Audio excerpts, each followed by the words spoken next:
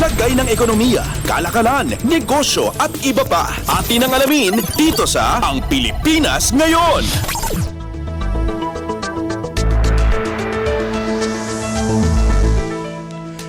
Magandang araw, narito na po ang Balitang Business.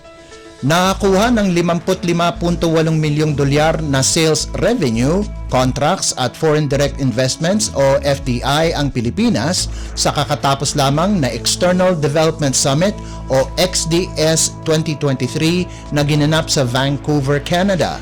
Sinabi ng Department of Trade and Industry o DTI na mula sa game development companies ay kikita na ang bansa ng 6.5 milyong dolyar mula sa summit. Nakalikom din ang Pilipinas sa summit ng 14.3 milyong dolyar na halaga ng mga contracts under negotiation at 35 milyong dolyar na halaga ng direct investments sa pamamagitan ng Competitiveness and Innovation Group o CIG ng DTI, Export Marketing Bureau o EMB, Philippine Trade and Investment Center o PTIC, Silicon Valley, Game Developers Association of the Philippines o GDAP at ng International Trade Center o ITC Arise Plus Philippines. Noong taong 2022, ang bilateral trade sa pagitan ng Pilipinas at Canada ay umabot ng 1.49 na bilyong dolyar. Ang Canada ay ang ika-20 trading partner ng Pilipinas mula sa 231 bansa, pang-17 sa export market at ika-20 sa import supplier. Lagay ng ekonomiya, kalakalan, negosyo at iba pa. Atin ang alamin dito sa Ang Pilipinas Ngayon.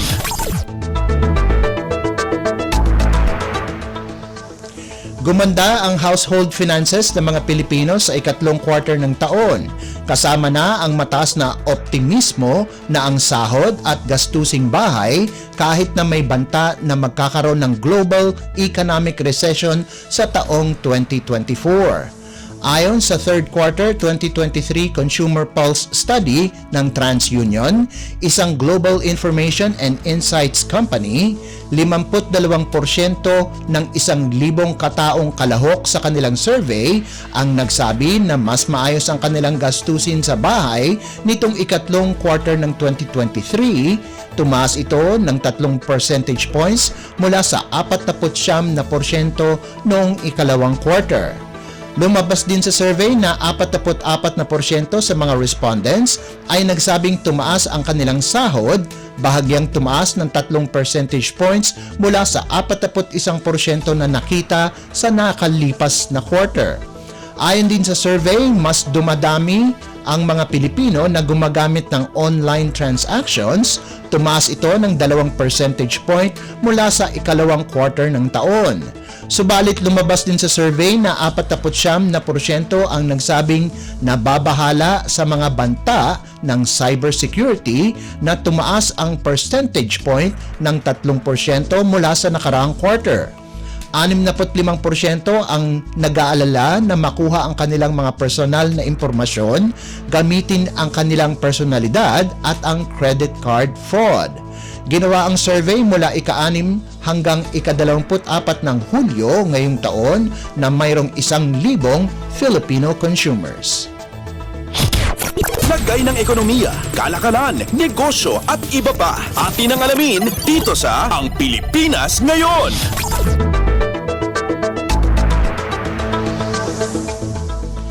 Pagkatapos ang anunsyo na maglalabas ng 25 coin deposit machines o CODMs sa Kalakhang, Maynila, inaasahan ng Bangko Sentral ng Pilipinas o BSP na ilunsad ang proyekto sa ibang lugar sa labas ng Maynila sa oras na makumpleto ang kanilang pagsusuri ang kahalagahan ng proyekto.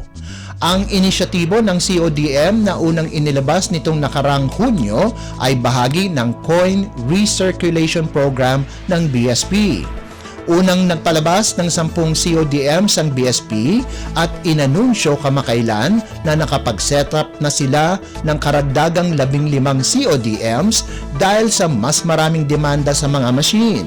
Sa ngayon, ang pinakamalaking isang transaksyon na ginamit ang CODMs ay nagkakahalaga ng 100,260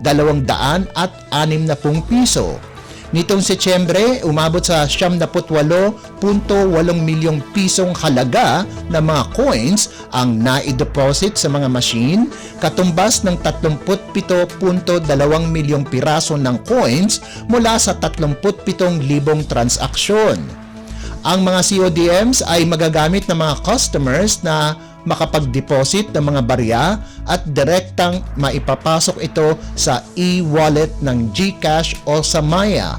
Samantala, pinapaalala ng BSP ang publiko na siguruhin na hindi nakatape ang mga barya at dapat ilagay sa machine ng kada isang dakot ng kamay lamang.